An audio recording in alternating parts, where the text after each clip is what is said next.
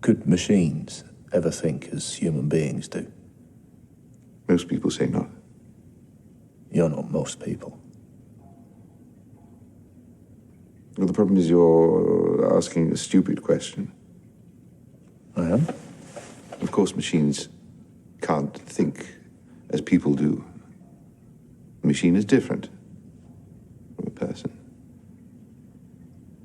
Hence, they think differently.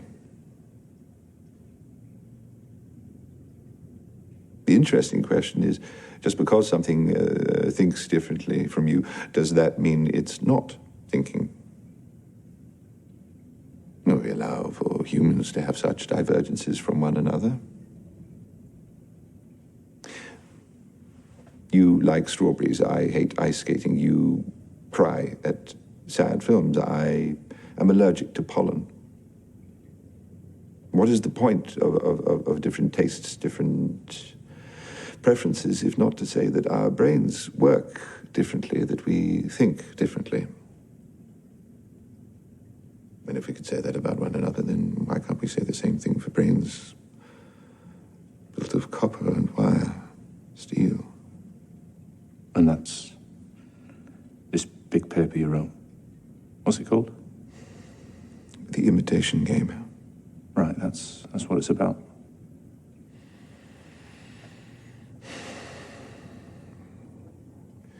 Would you like to play? Play? It's a game. A test of sorts. For determining whether something is a machine or a human being.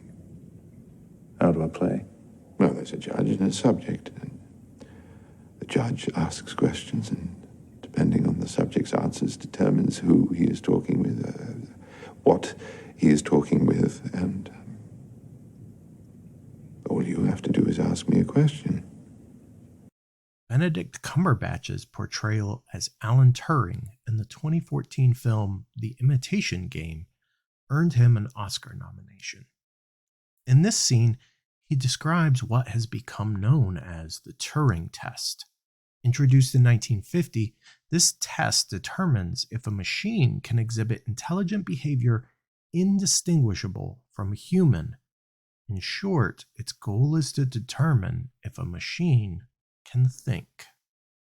While there are all kinds of philosophical debates about the validity of such a test, it has become ever more relevant in a world where artificial intelligence has emerged from the lab and is becoming a part of our everyday experience.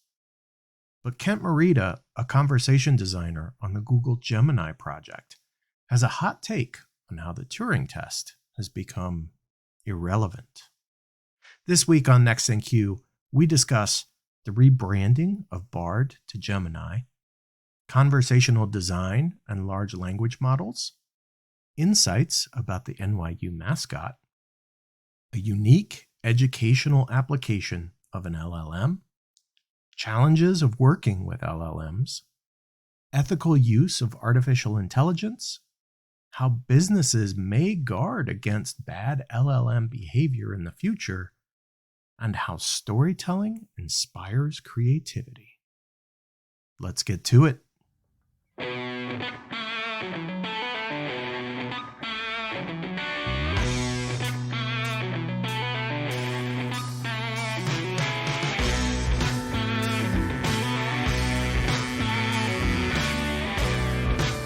Welcome to Next in Queue, the podcast for contact center and customer experience professionals. Next in Queue is brought to you by Happy 2 Vision.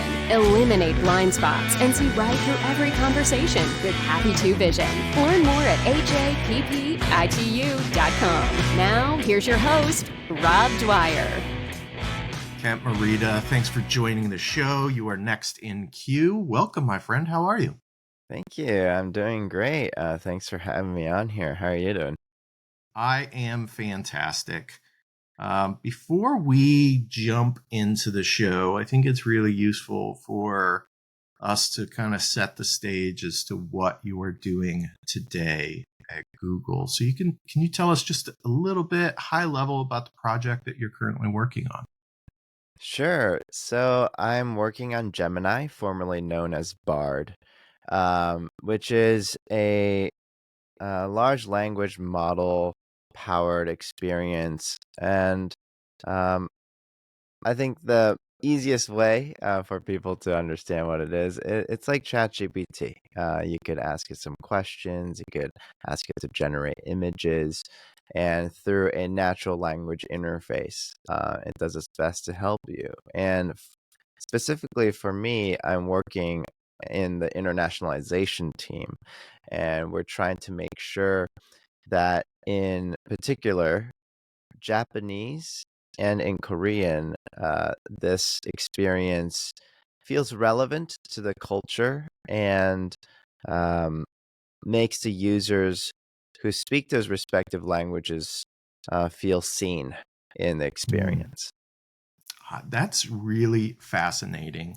I will say I love that Google does the most Google thing and immediately rebrands a product that they've been working on to Gemini. But I do think Gemini is an interesting name, right? Yeah. Certainly it's better than Bard, right? Gemini is kind of like playful and intellectually curious. What was your reaction when that rebrand came out?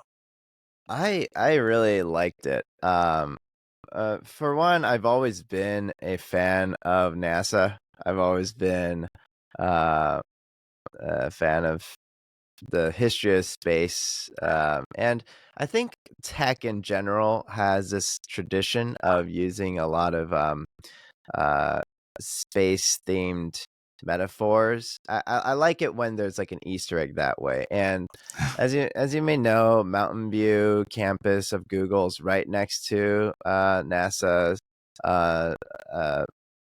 big presence there. It's got those big hangars where all the rockets used to be. And Gemini was the first ever mission to have 2 people in the spacecraft, I believe. And for me, it represents this appreciation for duality of human and machine, and it needs to be a 3-legged race. And I think Gemini plays with that idea. I believe the official statement we gave was that there were 2 AI teams. Sorry, don't quote me on this. But that were working on very awesome projects, and they shook hands. So that there's a duality there. But I think an appreciation for duality is a common thread. And yeah, I'm really excited. And also, from my perspective, I think, as I said before, I really want to focus on making the experience work for all people around the world. For me, Japanese being a particular focus.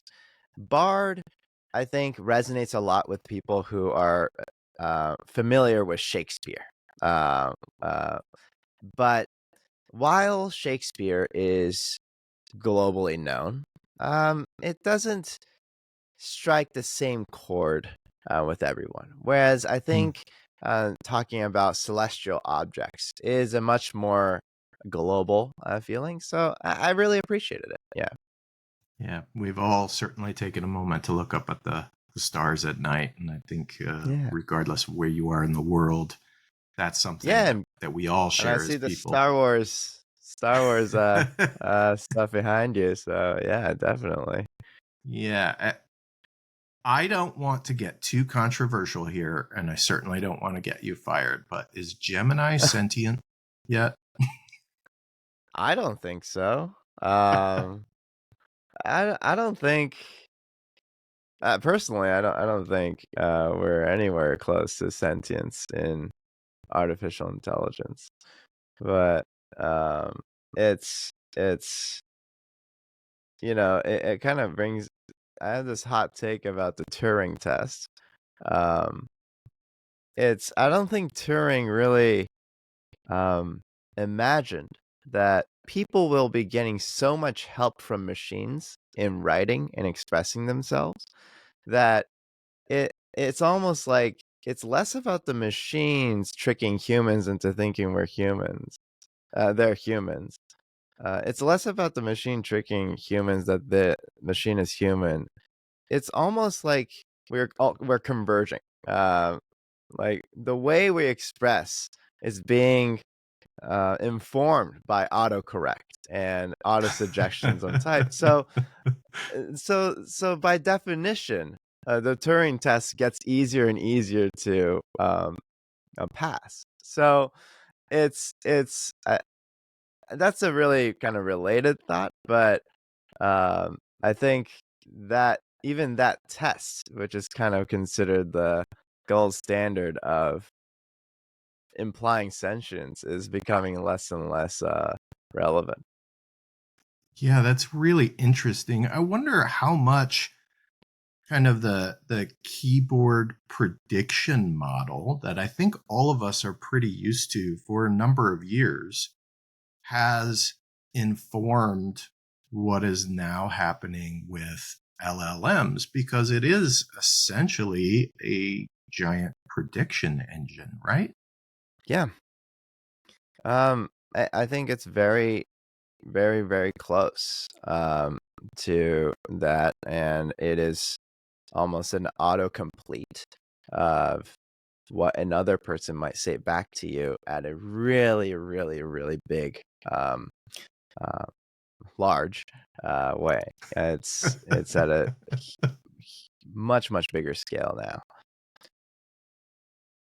So, speaking of, can you put into maybe layman's terms, can you talk about conversational design and what that entails and how that factors into large language models?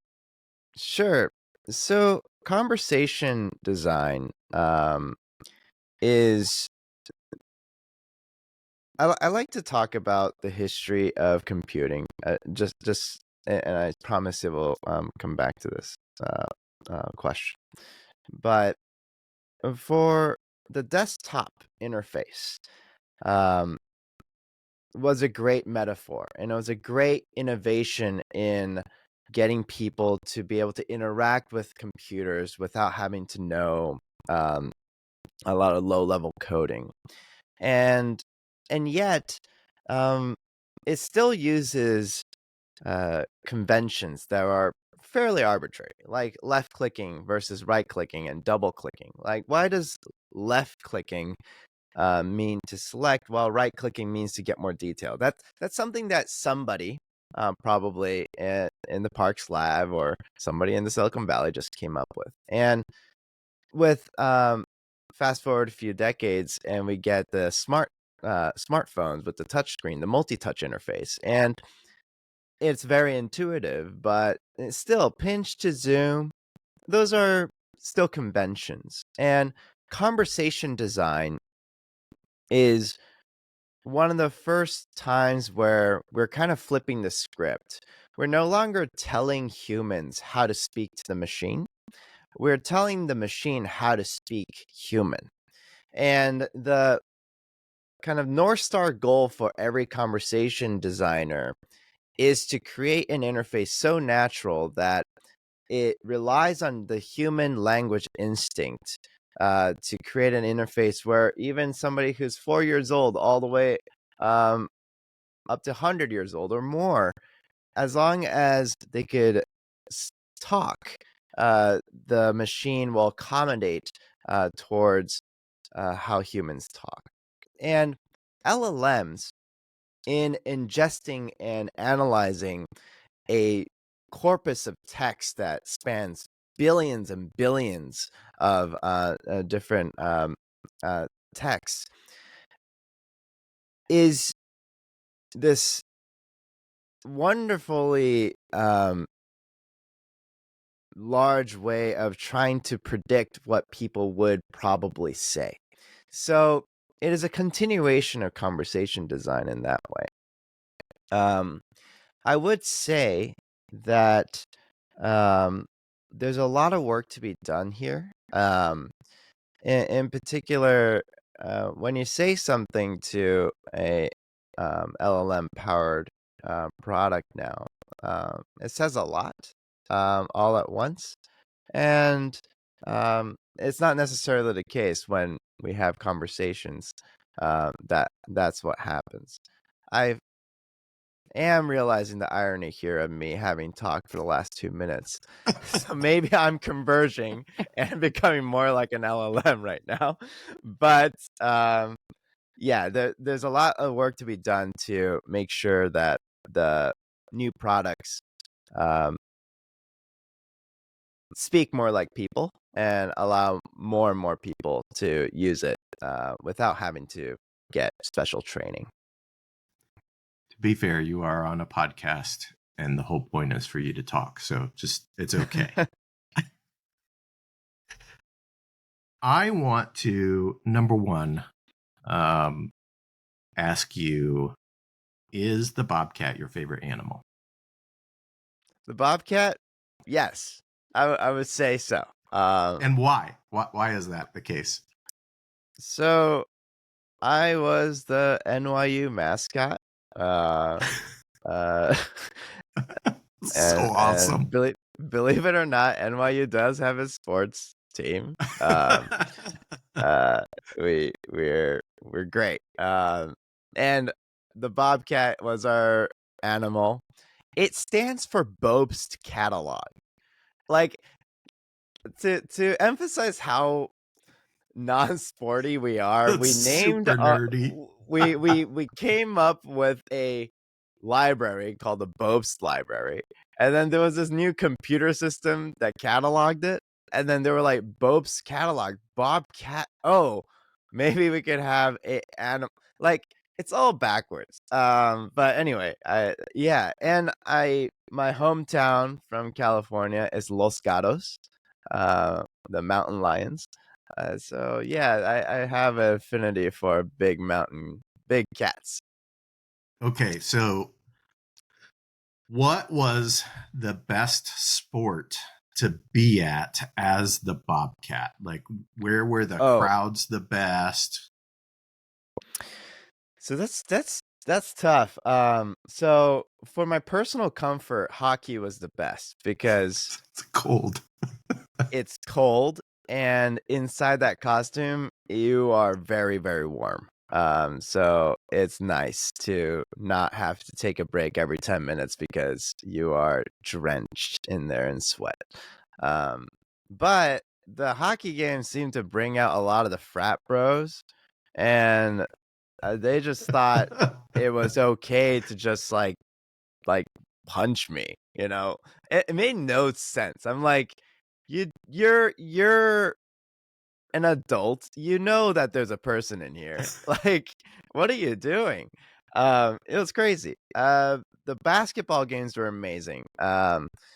Mainly because I think it's like it was like an easier place to interact with fans, but in particular there was this 5-year-old girl who I think was like the assistant coach's daughter, and she became a huge fan of mine and would bring like these drawings of me, would come to like she had one of the Disney like autograph books, but she wanted me to sign it, you know.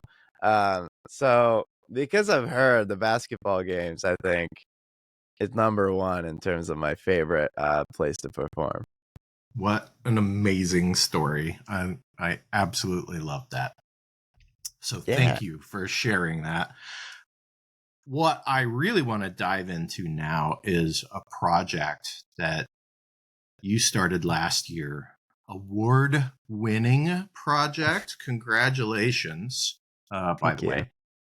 Moment in Manzanar. And when I think about LLMs, there are all these different applications that we can use them for. And, you know, ChatGPT was unleashed upon the world, and all of a sudden everyone was creating stupid Dr. Seussian poems. And, you know, it was like this plaything where people made, you know, ridiculous pictures in Dolly or whatever the case may be.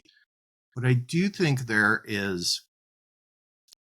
I know there is a space for us to use LLMs in a more meaningful way. And you did exactly that. Can you tell us about the project? Sure.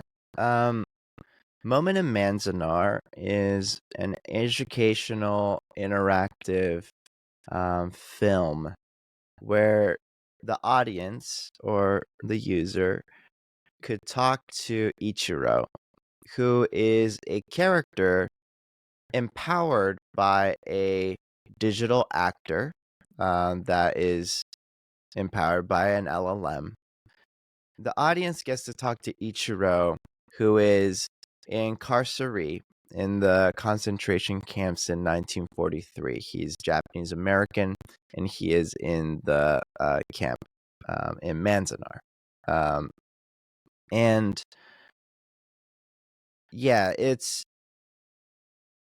so there has always been criticism about popular robots, whether it be the Google Assistant, Siri, Cortana, Alexa, that why do they, in the US at the very least, end up sounding like Caucasian female mid 30s? And it's because of a lot of political choices. It's because of what is quote unquote safe, but it ends up being this kind of bizarre situation where 5 different companies come up with like the same robot persona. And as I've been working in this space for Amazon and as well as Google, I've always wanted to create an experience that was very, very specific. And I wanted to tell the story that I really, really wanted to tell, which was the incarceration of thousands of Japanese Americans in World War II. Yeah, it was very meaningful for me to leverage LLMs to help amplify marginalized voices. And in this case, historically marginalized voices. Yeah, it strikes me. Well, number one, for those that don't know, during World War II, right after Pearl Harbor, roughly 200,000 Japanese Americans were put into internment camps in the United States. I think when we think of internment camps, we think of Nazi Germany and the internment camps in Poland and Germany, but that happened here on U.S. soil as well, and because of the fear of Japan and the attack that had happened. Of xenophobia, really. Because using the same logic that the United States government used, way more Italian Americans and German Americans should have been put in the same sorts of camps. But not saying they weren't. There were some German Americans, Italian Americans that were put into these camps, but it was disproportionate. It was a very racially motivated thing, and one of the worst mistakes the United States has made, and arguably continues to make in different forms to this day. So I really wanted to highlight a particularly egregious moment in American history through this project. What I love about the project is that it's a way to develop, create empathy with someone who is different than you, right? Ichiro is this character for someone like me, right? Very different from me, living in a different time, having an entirely different experience, but it's a way to kind of simulate an experience so that you can have a better understanding of what their experience is like and do it in a way that is kind of realistic in a way that wasn't possible 5 years ago or 10 years ago. Yeah, thank you. And John Okada, who wrote No Boy, this is the book, writes in so No Boy is a fictional book that tells about Ichiro, which I took the name from, who was a no-no. In the camps in 1943, Japanese Americans were given what they called a loyalty questionnaire. And questions 27 and 28 were particularly problematic, controversial. The 27 asked whether they would be willing to serve in the armed forces of the United States whenever asked. And 28 asked, would they forswear allegiance from the Japanese emperor? And many answered no to the first question, saying, why would I risk my life for a country that just took away everything from me? And many answered no to question 28 because they didn't even know who the emperor was. And to say I'll forswear allegiance may imply that they had allegiance to it. So it's a really badly worded question. So many answered no and no, but those people were called no-nos and were ostracized, even within the Japanese American community. It wasn't until Vietnam where conscientious objection became more of a thing in the public consciousness. But these were conscientious objectors in the true sense of the word. And John Okada talks in a letter he wrote to his editor that the historical record are facts and numbers and who did this and who did that. But it's in fiction where you could fill in the gaps, the emotional gaps, the sadness, the frustration. And when I read that quote by John Okada, I was very inspired to create a fictional experience that tells the emotional truth of the tragedy.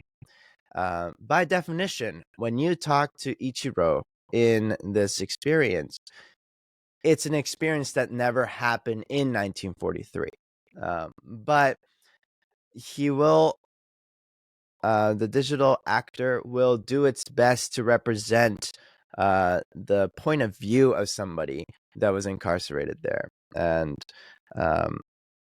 yeah, I wanted to create this sense of empathy with the people that were incarcerated.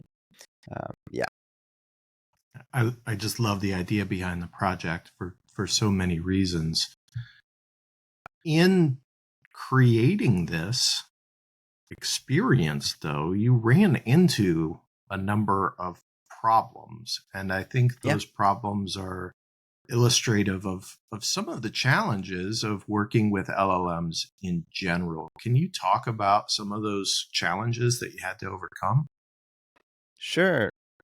So when you have a LLM that could answer questions, any question, that opens up the experience to vulnerabilities. Namely, when people ask it inappropriate questions, it will give you inappropriate answers.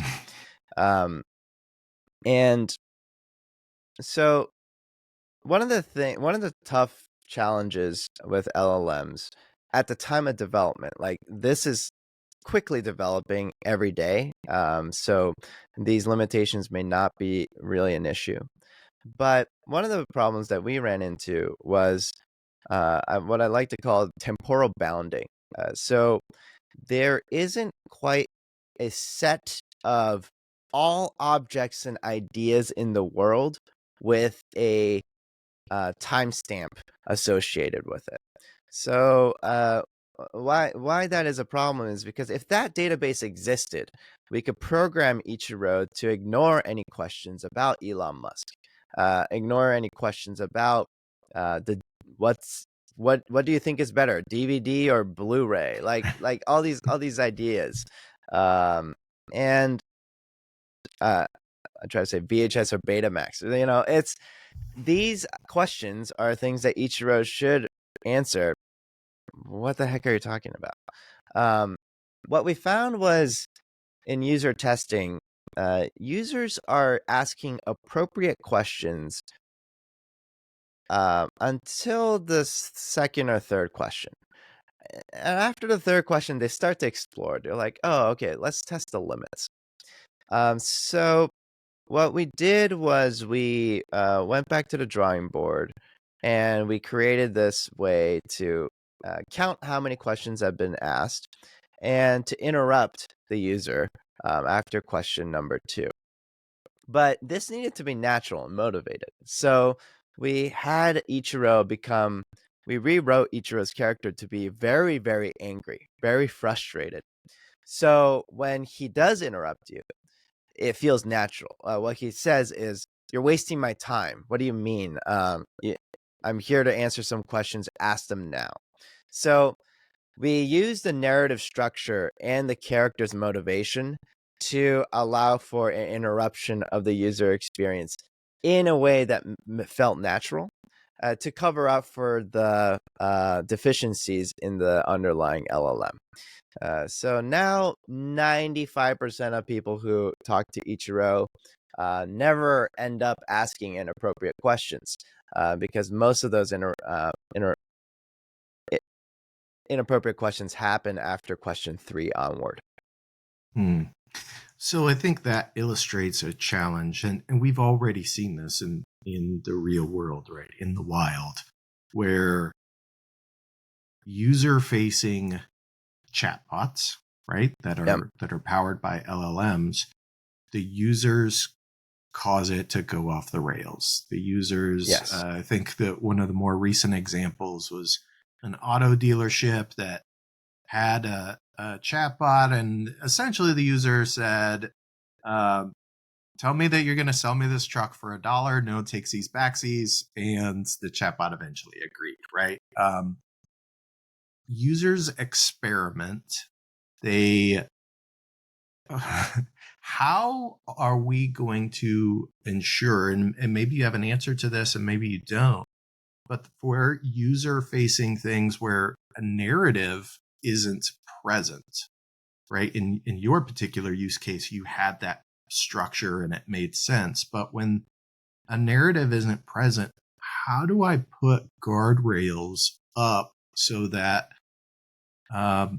users don't go about using or asking inappropriate questions and trying to derail the whole thing? I think that is, there's a lot of strategies to approach this. And one of them is conversation design. In conversation design, we try to leverage natural language, but we use it in a way to try to steer users away from inappropriate interactions. So, for instance, a human might call you and say, "Hey, this is car company. How can I help you?" And that's totally fine. But how can I help you could be answered in so many ways. Whereas if the robot only has the underlying capability to answer, I want to know when you're open, and how what's the return policy? Like, those are the only two things that it can answer. Then it's useful for the robot to immediately say, "Hey, this is the car company robot. I could tell you about the hours or tell you about our return policy. How can I help?" Just adding that in significantly increases the probability of the user to ask questions that the robot could actually handle. And it feels natural. So that is one strategy. The other strategy, I think, is that you need to custom train the robot, do some fine tuning to heavily bias it against making service level agreements, making contractual agreements, and to put in some sort of legal structure around it to say whatever this robot says is for reference only, and you may not use it to make uh, contracts. And what I'm trying to hint at here is that I do think a lot of the limitations or practical barriers to implementing LLMs in these companies is less about the AI. It's about the procedures, processes, and legal uh, uh, uh, ways to handle these robots. So I do think in a short amount of time, we will have companies that are offering AI insurance that will basically insure your LLM, saying, hey, we're pretty confident that 95% of the time it's going to do what you ask it to do. But 5% of the time, it might, sell a truck for $1, but you're insured against that. So I think that's really fascinating. I think one of the biggest barriers for implementing LLMs in many of these companies right now is they're afraid of legal risk. And Mm-hmm. the one of the ways that we've come up with to handle that sort of thing is insurance. We do it for cars. We do it for um, server uptime compliance for banks. We already do this. So I think it's just a matter of time where we do create these tools to allow, at the end of the day, it's people, making sure people feel comfortable implementing these tools. And that's something that I think is going to happen very soon, if not already happening. Yeah, it's interesting. The first option you suggested just sounds like a more friendly IVR. And I don't know that anyone really thinks it's worth the effort or the cost to implement an LLM to make your IVR sound a little bit more friendly. We although a lot of consumers might disagree. The second piece, I think, is really intriguing and is a market force that already exists that just, to my knowledge, hasn't been applied to this particular market. And so that absolutely could be a whole new business model for insurance, which honestly, I know everybody hates insurance companies. I get it. But it is part of, too, ensuring that you have a good product, right? So insurance companies do serve a purpose in that, right? If you buy a safer vehicle, you get better rates. If you drive better, you get better rates. If you are perceived as a higher risk, it costs more. And so the force that is driving then is I should drive safer, not get any speeding tickets, not get into any wrecks, and I should buy a safer car, and I'll pay less then. And that can apply to LLMs that hallucinate less, are less likely to go off the rails, have strong biases against doing things that we don't want them to do with our customers. So very interesting concept there. Yeah, and a lot of the structures that we have in place to regulate potentially dangerous things such as cars, licensing, and making sure you follow a speed limit. But if you go to a track day, you sign a waiver, and then now you're allowed to do donuts, and you're allowed to do take the car to its limits. I think that sort of structure, as a society, we will start to be discussing around AI as well. It's just such a potent force, such a and just the other day, have you seen those videos that came out of Sora, the open AI video Not yet. I generation? just read about it.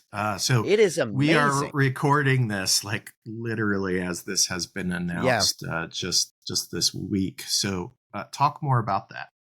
Yeah, and honestly, I'm just paraphrasing MKBHD. I love his videos, but it's really stunning stuff. And the video footage that's coming out of these systems is very very impressive, but also very scary, especially in an election year.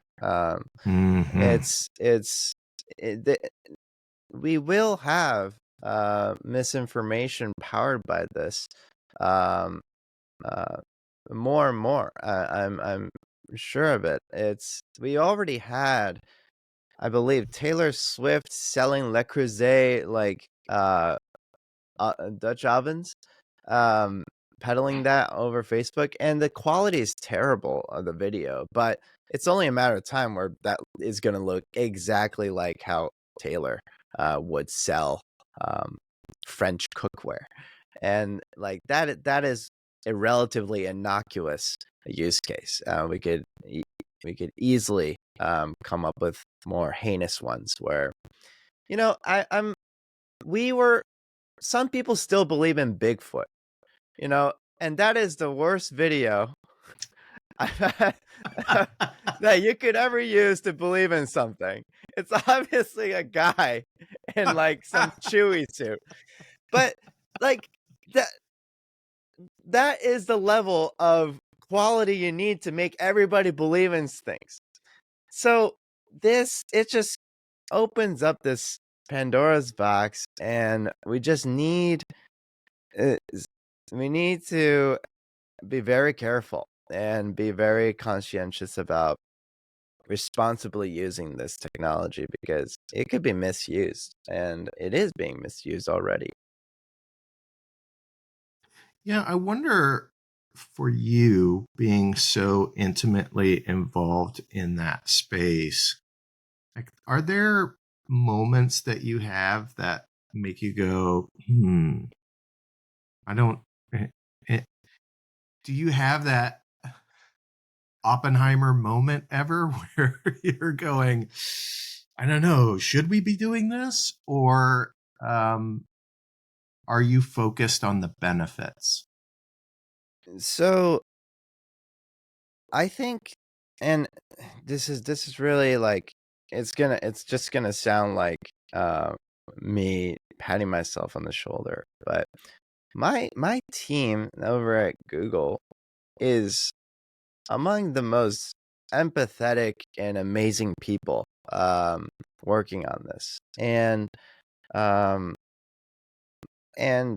it's just the amount of care they put into safety and trust and making sure the content that's generated by this is something that's safe and serves a better public good is, quite frankly, very impressive. And I'm always inspired by their work. I think it is really, but that's really lucky that we have all these people who just happen to be good people working on this. And I don't think we should rely on luck for a technology that is so overreaching and so potentially powerful. So that's one thing. So in my work at Google, I felt fairly like, before I even have that thought of like, wait, maybe we should do this, somebody has already had that thought and already has started to work on a project to try to make sure it is safe. That has been very heartening, like the opposite of disheartening, I guess. Like, it fills me with hope. So I should mention, I am going to be, my digital likeness is going to be used in an upcoming video game called Rise of the Ronin. It's for the PlayStation 5. Awesome. And I signed the contract to have them use my digital likeness in perpetuity across the universe before the SAG strikes. So really, this company could use my face forever, for anything. And it's really, really like that was the contract we had to sign to be working on these projects, and it was a really scary feeling. Now that we have SAG, and I was picketing, and we were able to push back on those points. Um, it's the people who are signing contracts today are going to have a better contract than I did about a year ago.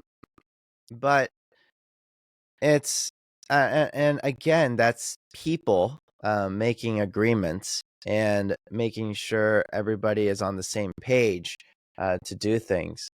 So it all comes down to people making policies, agreeing with each other on how to ethically use this technology. And I think that's like the biggest thing I'm scared about is are we gonna ever be able to come to an agreement here? What's good and what's bad about how to use AI?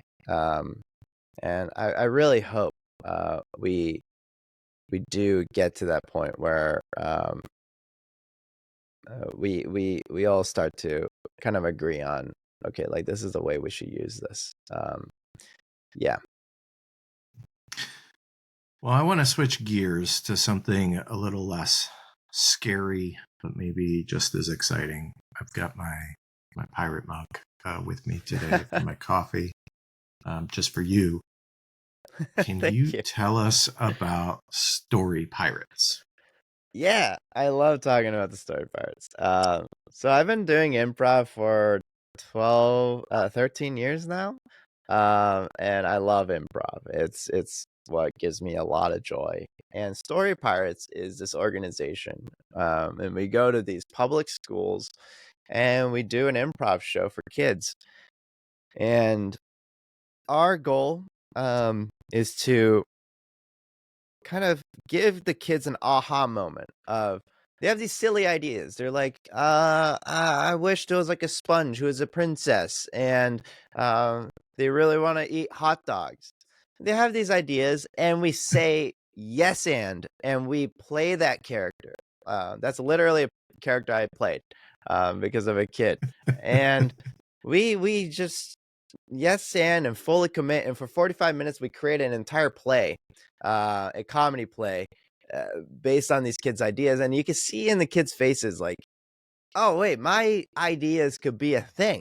um, and then we take them through story writing seminars and classes, and just get them excited about making things. And yeah, it's something that I'm very, very passionate about. I love working with kids. I love just trying to inspire them to use their voice and express themselves. That's one of my favorite things. Yeah. It reminds me of Whose Line Is It Anyway, but with an audience Yeah. full of children, which just sounds like so much fun. It's so fun, and these kids are just geniuses. They would come up with ideas that are like, one kid was like, "You're Sarah, you're a sponge." And we were like, "So what does Sarah want to do?" And they were like, "Sarah wants to go but can't." And I'm like, this is like a koan. This is like, what does that even mean? It's so trippy. So like we had to play it, and I'm like this character that wants to move to the stage right but can't, or like wants to say something but can't. And it just created this like super trippy scene that's really funny, but I'm like, oh man, that kid's a genius. He's dropping some Nirvana bombs into this set. It was amazing. How long before they no longer need you on the stage and they're just entering prompts? So I honestly think that's something that's really cool. If kids, not like I think there's always value in seeing adults do things and make something funny, and there is like this magic to it. One of my favorite moments doing Story Pirates, I went to a public elementary school in the Bronx, and I did a scene, and in the crowd there were some kids that were reacting especially differently, and I couldn't quite catch who they were or what they were doing. But the next scene, I get to face the audience and address them and do this like little monologue. And I looked out for those little pockets, and they were all East Asian kids that were laughing extra hard at me. And it was like the most gratifying experience, because I was like, yes, I remember being in your seats at assemblies, and I didn't see people like me doing silly things on stage. Mm-hmm. And that sort of experience comes from people doing things in front of you. So I think there's value in that, and I think that's where humans are always going to be inspiring. But story parts can't go everywhere all the time. Now we have a podcast in an effort to scale and give that mind-blowing experience to kids everywhere. But I think like ChatGPT and Gemini, kids could literally come up with, I want you to write a story about a hot dog loving princess who just wants to like ask Mustard Prince out on prom. These like LLMs could do that, and then it will show the kid like, wait, that could actually be viable. My silly idea is now something. And just showing that 0 to 1 is possible, I think is a big value. And yet, I think that's why this is something that I've been trying to work on. It's a real nascent idea, but I want to create a kind of a guidebook for teachers to use these LLMs in classrooms to get kids excited about how their silly ideas might become real, but then hopefully integrate it with the Common Core curriculum to get them to take that 0 to 1 and then teach them the techniques of writing and everything to get that 1 to 100 and make it really their own. So I think there's really a lot of exciting, hopeful things there of getting kids to be excited about creating things. So yeah, I'm fairly optimistic, and yeah, it's I'm fairly optimistic in the value of live performance as well. Well, I love that. And let me tell you, Kent, you are one of the humans that inspires me. Thank you. I have had so much fun talking to you today. It's been informative. It's been fun. And I encourage everyone to go check out your project, Moment in Manzanar. We'll put a link in the show notes. Thank you so much for coming on Next in Queue and just sharing all of this. It's been fantastic. Yeah, thanks so much for having me here. It's always a pleasure. And yeah, I got into conversation design because I love conversation, and this is one of the most lovely ones. Thank you. Next in Queue is brought to you by Happy2 and is produced by me, Rob Dwyer. If you enjoy this podcast, please by all means subscribe and or rate this podcast in iTunes or your favorite podcast app. But more importantly, please tell just one person about this podcast. Word of mouth is the best way for people to discover new content. As always, thanks for listening.